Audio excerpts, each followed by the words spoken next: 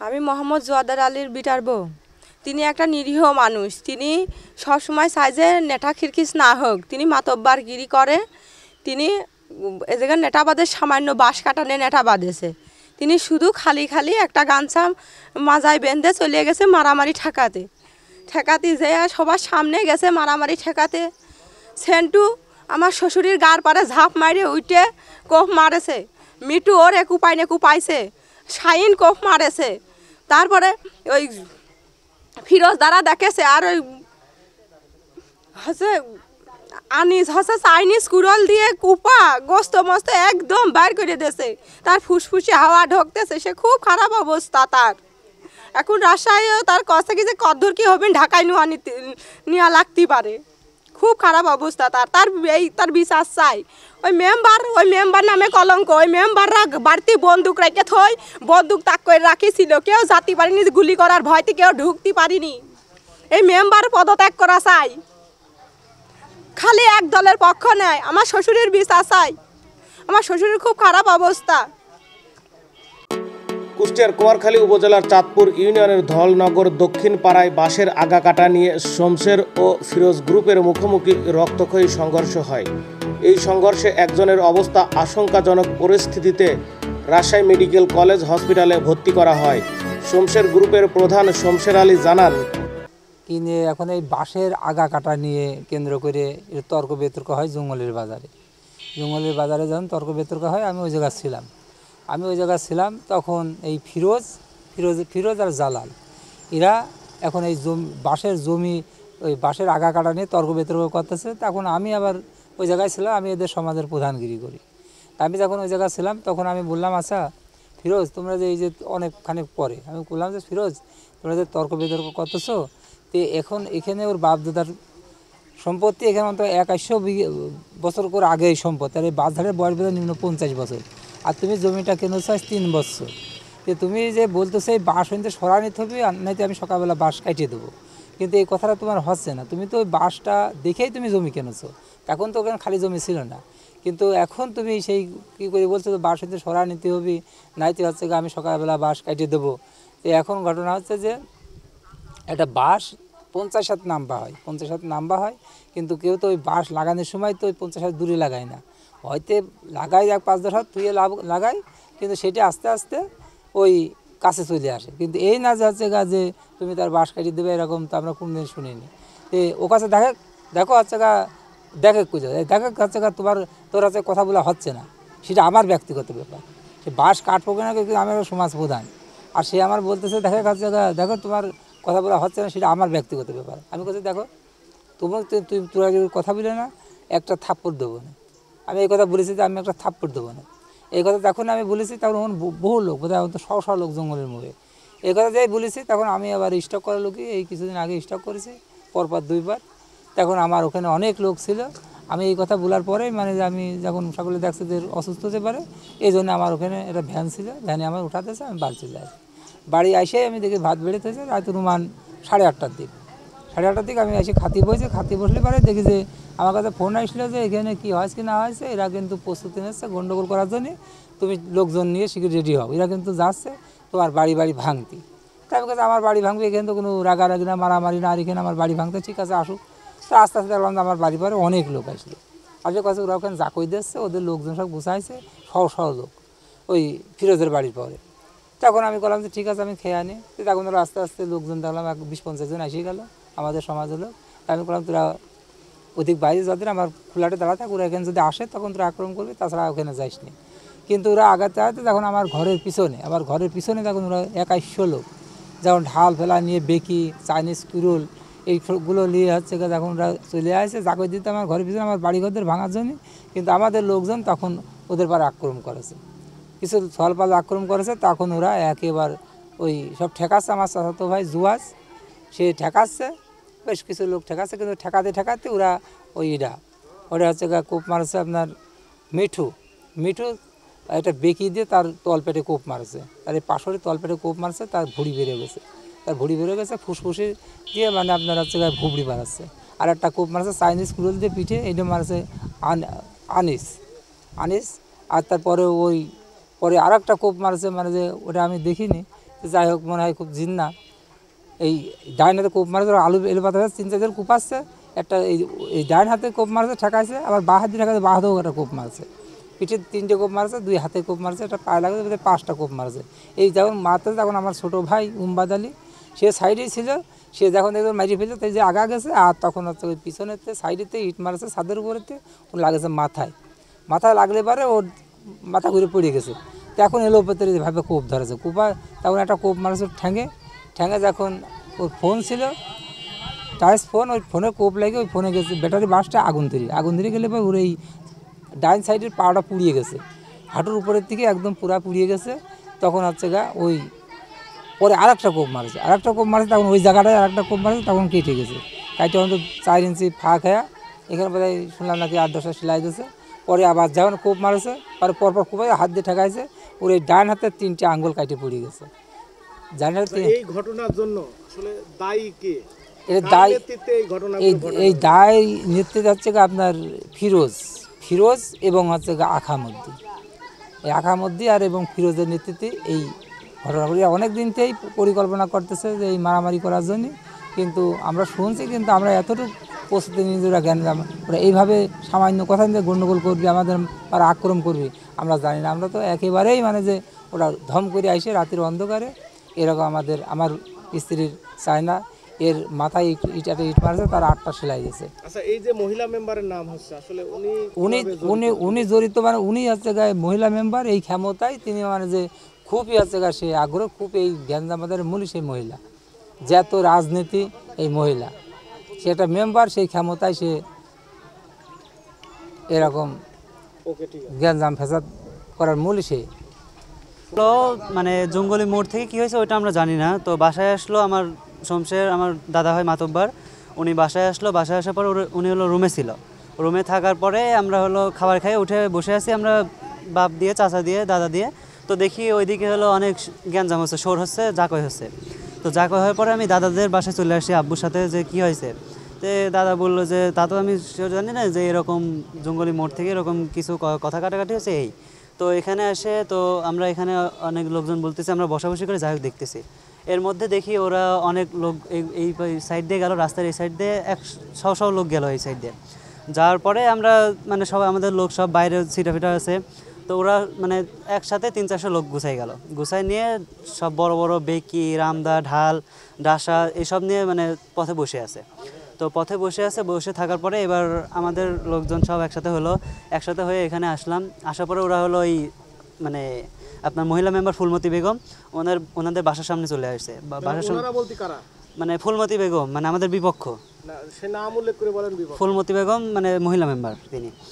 আর ওদের সাথে ফিরোজ আছে, সেন্টু আছে, তারপর হলো ধিনতার ছেলে শাহিন আছে, মিঠু আছে, মিলন আছে, রশিদ আছে, এরা মিলে। তো ওখানে আমাদের লোকজন এই পর্যন্ত আসার পরে ওরা আক্রমণ করছে, আর বিদেশি লাইট 7-8টা লাইট দিয়ে আমাদের মুখে মারছে রাত 9টার দিকে আনুমানিক। মুখে মারার পর আমরা কিছু দেখতে পারছি না, ওই দিক থেকে ছাদ থেকে ইট মারতেছে। ইট মারার পরে তো আমার ছোটো দাদা জোয়াজ, যিনি গুরুতর আহত, উনি আগায় গেছে মানে থামানোর জন্য, এমনি জাস্ট থামানোর জন্য গিয়েছে। যাওয়ার পরে তার কথা মানেনি, তাকে হলো ফেলাই দিয়ে মিঠু প্রথম কোপ মারছে, তারপর হলো সেন্টু মারছে, আর হলো ধিনতার ছেলে শাহিন মারছে। মোট হলো 4টা মারছে। দাদার হলো পিঠে অনেকক্ষণ লাগছে, আর হলে এখানে ফুসফুস আছে, ফুসফুসে এখানে চাইনিজ কুড়োল দিয়ে মারছে। কুড়োল দিয়ে মারার পরে কুষ্টিয়া চাইনিজ কুড়োল দিয়ে মারছে হলো রশিদের ছেলে আনিস এবং মিঠু আর ধিনতার ছেলে শাহিন, এই 3 জনে মিলে। তো ওখানে মারার পরে এখানে কুষ্টিয়া সদরে ভর্তি করা হয়েছে, ওখানে হলো না। ওখান থেকে মানে হাওয়া বাইর হচ্ছে ঢুকছে ফুসফুসে, ওখান থেকে রিলিজ করে দিছে হলো আপনার রাজশাহীতে নেওয়ার পরে এখন খুবই খারাপ অবস্থা, না বাঁচার পরে বলা যাচ্ছে না। আর তারপরে আমার ছোটো দাদা ওইভাবে মানে পড়ে যাওয়ার পরে মার খাওয়ার পরে আমার দাদা আগে গেছে, শমশের দাদার ছোটো ভাই উম্বাদ ভাই আগায় গেছে। আগায় যাওয়ার পরে ছাদ থেকে ইট মারার পরে সে মাথা ঘুরে পড়ে গেছে। মাথা ঘুরে পড়ে যাওয়ার পর তার উপর অস্ত্র চালাইছে। তার হলো এই হাতের এখান থেকে 3টা লোক পড়ে গেছে, এই 2টা লোক শুধু আছে। আর আপনার এখানে কোপ মারছে, আপনার ফোন বাস্ট হয়ে এতখানি জায়গা নিয়ে পুরো কিচ্ছু নাই। আর এখানে আরেকটা কোপ মারছে, 3-4 ইঞ্চি ডিপ হয়ে গেছে এখানে। তো মূলত এরকমই ঘটনা এইটুকু জানি। আর আমি এখানে ছিলাম, তো ইট মারছিল আমার এখানে, মানে ইটটা আসে ডাইরেক্ট এখানে লাগে। আমার এখানে সেলাই দেওয়া হয়নি, সেলাই দিলে 4-5টা সেলাই যেত, সেলাই দেওয়া হয়নি, মানে মুখের ক্ষতটা মানে মিলবে না, এই জন্য সেলাই দিইনি। তিনটা সওয়াল শাহিন, রশিদের সওয়াল, মিটুর বাপের নাম বলতে পারছি না, ওরা সাইন্দর সওয়াল, এরাই বেশিরভাগ ওরাই মারিছে আমার চাচা শ্বশুরে। আমার চাচা শ্বশুরের প্রতিবাদ চাই, বিচার চাই, মারির বদল মার চাই, যে আমার চাচা শ্বশুরে যাই মারিছে তার প্রতিশোধ আমি চাই। আর আমার ভাসুরা ঘরের থেকে টাইনে নিয়ে এসে বাগানে, এই জায়গায় বাগানে ফেলাইয়া ওরে মারিছে ধরে।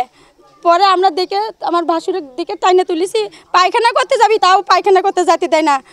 তারপর তাও ধরে আমার ভাসুর ও কারোর সাথে গ্যামজাম করতে চায় না, কারোর সাথে নেটাও করতে চায় না, সে হলে নিরলগ্ন থাকতে চায়, তাও ওরা টাইনে নিয়ে এসে মারতে ধরেছিল।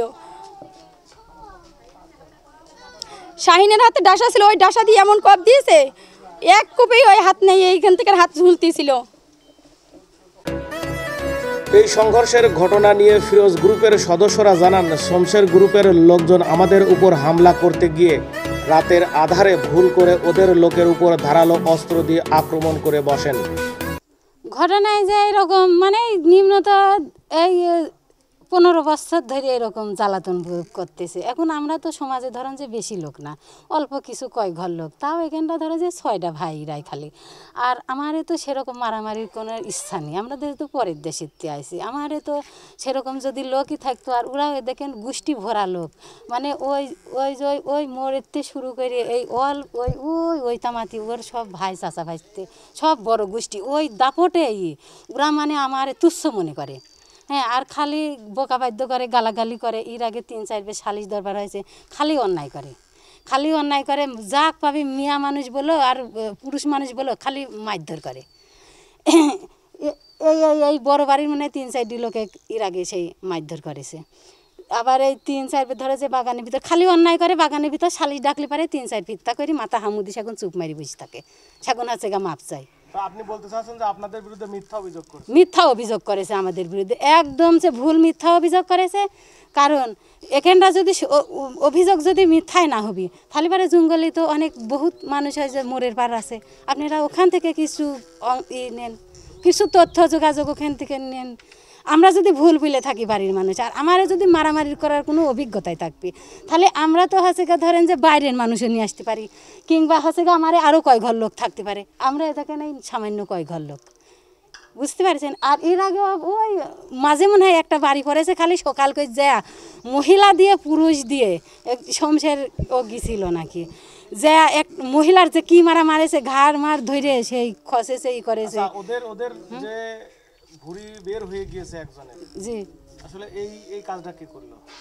কাজটা তো এরা করে নাই ভাই, কাজটা হচ্ছে গা মানে এরা এখানটা সবাই আমার ভাসু সকল তারা রয়েছে, আর 2জন মানে লোক ছিল যে ঠেকানির অবস্থা করতেছিল, ঠেকানির জন্য করতেছিল। আর ওরাই সব মানে বুঝেছেন ওই মোড়ের ওইখানে কিনি সবই ওরা, আমার ওখানে আর কেউই নাই।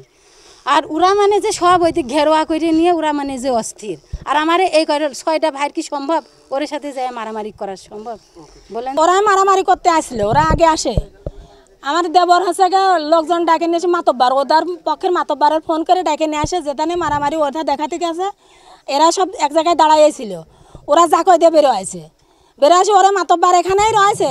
আমার দেবর বলছে, দেখো মামা ওরা কিন্তু আগে বেরোয় আসছে, আমার ছেলেবেলা কিন্তু থামাও। ওরা মাতব্বার থামাতে ওরা আবার ফের জাকই দিয়ে চলে আসে, আরও আগাই আছে।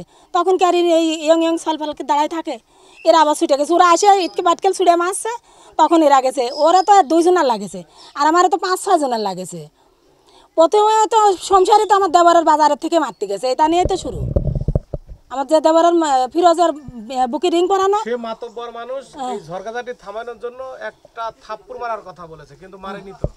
আচ্ছা, থাপ্পড় মারাকে তো বলেছে, তো একেবারে অন্যায় না পেয়ে যে বিনি অন্যায়তে থাপ্পড় মারলে কি কেউ মানে নেয়?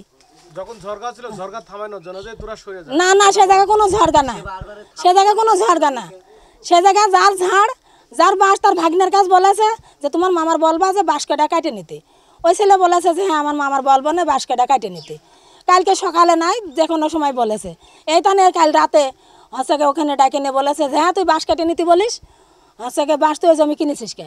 তো জমি যদি আপনি দরকার হয় আপনি কিনবেন না, তাহলে আপনারও যদি অন্য লোকের জিনিস থাকে আপনি কেটে নিতে বলবেন না। তাহলে সংসাররা আপনাদের বিরুদ্ধে মিথ্যা অভিযোগ করছে। তো মিথ্যা অভিযোগই তো, সম্পূর্ণ মিথ্যা অভিযোগ।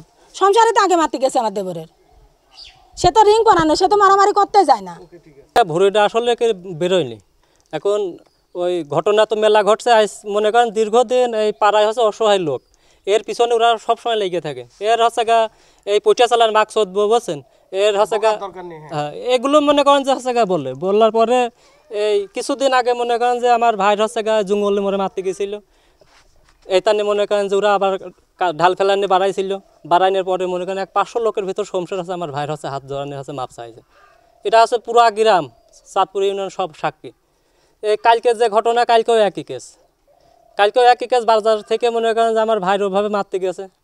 তারপরে আমার ভাই ওই জায়গায় অসুস্থ হয়ে গেছে। আমার ভাইয়ের হচ্ছে হাডে হচ্ছে 2টা হচ্ছে রিং পরায়নি। এখন আমার ভাই মনে করেন বাসায় আসে নাই, ওই জঙ্গলে ট্রিটমেন্ট চলছে এক রুমই, সে খুবই অসুস্থ, বুঝলেন।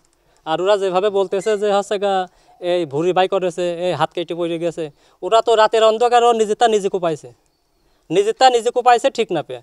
আমার লোক মনে করে ওরা হচ্ছে নিজে কুপাইছে, কি জানি কুপাইছে ওরা জিতার জন্য, এটাও আমরা জানি না। আপনাদেরকে আসামি করা হলো। এখন আসামি তো এখন দুর্বল, তো আসামি তো এমনিতে আমাদের 10 বছর আগেই করে রাখেছে। সুযোগ পালে এদের হচ্ছে বাড়ির ধার ভেঙে এখান থেকে তুলে দেওয়া হবে। খালি আমাদের না, আমাদের সমাজের যে কটা লোক আছে অসহায়, সবাইকে একই অবস্থা, বুঝলেন। এমন কোনো লোক নেই যে হচ্ছে ওর হাতে মার খায়। বর্তমানে এলাকা শান্ত রয়েছে বলে দাবি করে কুমারখালী থানার ওসি মোহাম্মদ সোলাইমান শেখ বলেন, 2 পক্ষের সংঘর্ষে বেশ কিছু লোকজন আহত হয়ে হাসপাতালে চিকিৎসাধীন রয়েছেন। কয়েকটি বাড়িতে হালকা ভাঙচুরের ঘটনাও ঘটেছে। লিখিত অভিযোগ পেলে আইনগত ব্যবস্থা নেওয়া হবে।